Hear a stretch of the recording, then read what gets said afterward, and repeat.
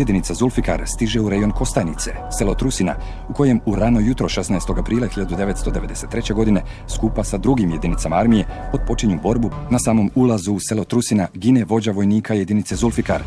Odmah potom nekolicina pripadnika ove jedinice odlučuje izvršiti streljanje civila i ratnih zarobljenika u Trusini, u čemu je prednjačila Rasema Handanović zvana Zolja. Kada je u Trusini napokon pucnjava utihnula, u selu su ležala 22 streljana čovjeka. Preživjeli su rijetki svjedoci i svi počinioci ovog ratnog zločina.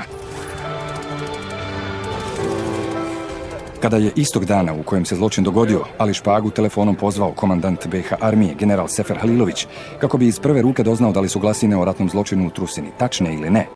Šta je bilo u Klisu tamo? Kako ne vidite gura? Pa u Klisu, što su radili u Klisu, oni su radili to, ovi moji.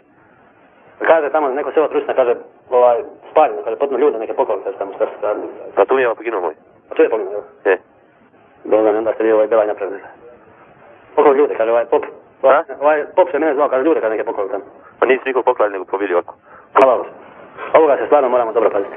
Sefera, da oni napadaju? Znam, ne možemo biti isti kojene. Znam, ali mislim, što se tiče civila, tu nema brige oko toga. Sigurno civili, nijedan civil nije